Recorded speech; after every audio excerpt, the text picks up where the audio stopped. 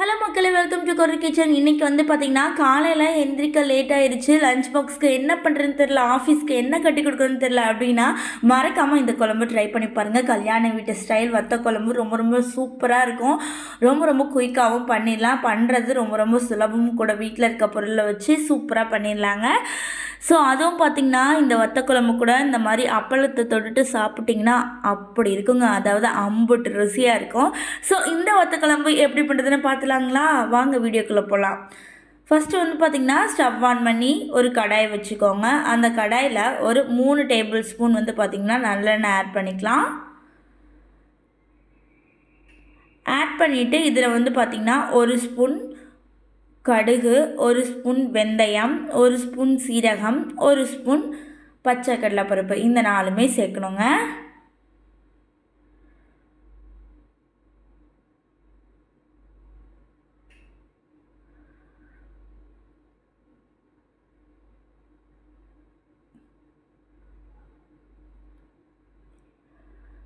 கடுகு, சீரகம், வெந்தயம், பச்சை கடலைப்பருப்பு இது எல்லாமே நல்லா புரிஞ்சிட்ருக்க டைமில் நம்ம தேவையான அளவு கருவேப்பிலை சேர்த்துக்கலாம்.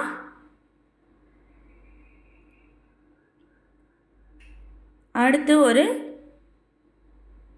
4 வரமிளகாய் சேர்த்துக்கிறேன். அடுத்து வந்து பார்த்திங்கன்னா ஒரு 15 பல் பூண்டு சேர்த்துக்கிறேன்.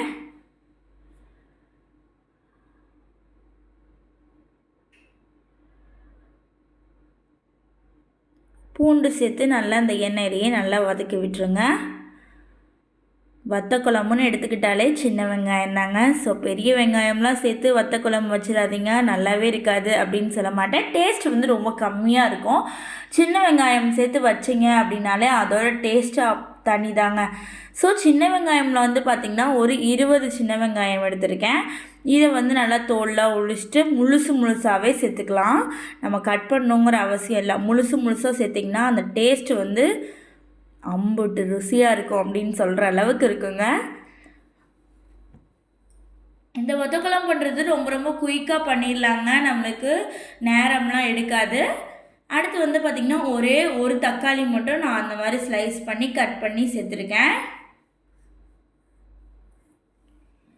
தக்காளி அதிகமாக சேர்க்காதீங்க. தக்காளி ஒரே ஒரு தக்காளி மட்டும் சேர்த்தா போதும். இப்போது இந்த குழம்புக்கு தேவையான அளவு கல் உப்பு சேர்த்துருக்கேன். உப்பு, காரம் இது ரெண்டுமே சேர்க்கும் போது புதுசாக சமைக்கிறவங்களா இருந்தால் டேஸ்ட் பண்ணி பார்த்து சமைங்க. அடுத்து ஒரு கைப்பிடி அளவுக்கு நான் சுண்டைக்காய் வத்தல் சேர்த்துருக்கேன். சுண்டைக்காய் வத்தலுக்கு பதிலாக கத்திரிக்காய் வத்தல், வெண்டைக்காய் வத்தல் அந்த மாதிரி இந்த வத்தலுக்கு பதிலாக எந்த வத்தல் வேணாலும் சேர்த்து இதே மெத்தட்லேயே செய்யலாம்.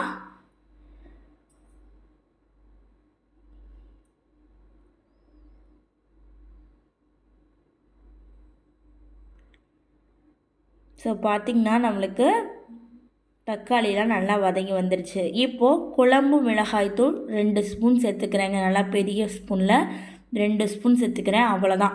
வேறு எந்த விதமான மசாலாவுமே நம்ம இந்த குழம்புக்கு சேர்க்க போகிறது கிடையாது.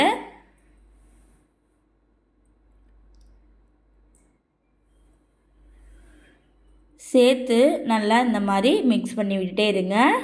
வீட்டில் அரைச்ச குழம்பு மிளகாய்த்தூள் தாங்க நான் சேர்த்துருக்கேன்.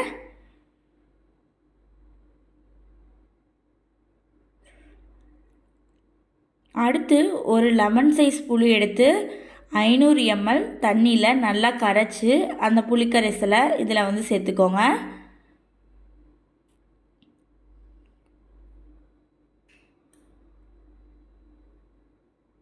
சேர்த்து நல்லா கலந்து விட்டுட்டு நல்லா இது கொதித்து சுண்டி அந்த வத்த குழம்பு ஸ்டேஜுக்கு வரணுங்க.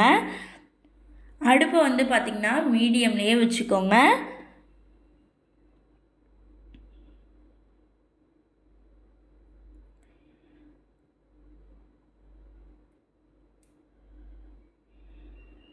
பார்த்திங்கன்னா நல்லா கொதிக்க ஸ்டார்ட் ஆகுது.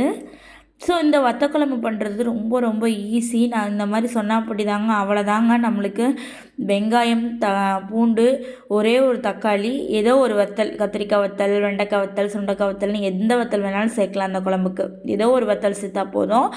அடுத்து வந்து பார்த்திங்கன்னா புளிக்கரைசல், மிளகாத்தூள் இது மட்டும் இருந்தால் போதும் நம்மளுக்கு. கல்யாண வீட்டு ஸ்டைலில் இருக்குங்க அந்த குழம்பு. ஒரு டைம் இந்த ரெசிப்பியை நீங்கள் உங்கள் வீட்டில் ட்ரை பண்ணி பாருங்கள். கண்டிப்பாக வாரத்தில் 2 டைம் இந்த ரெசிபி நீங்கள் செஞ்சுருவீங்க. அந்த அளவுக்கு டேஸ்ட்டாக இருக்கும்.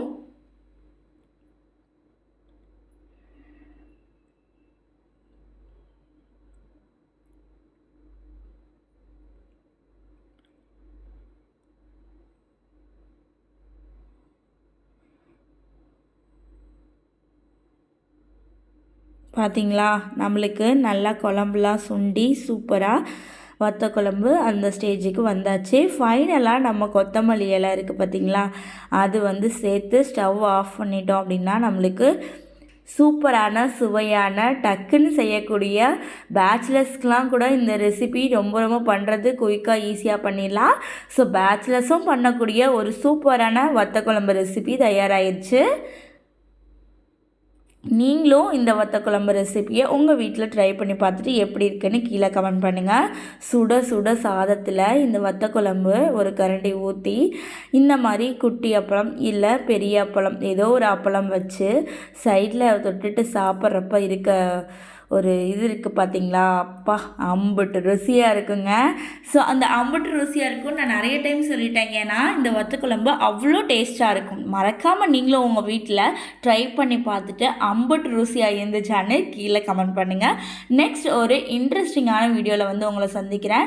அது வரைக்கும் பாய் ஃப்ரெண்ட்ஸ். மறக்காமல் நம்ம சேனலை சப்ஸ்கிரைப் பண்ணிக்கோங்க.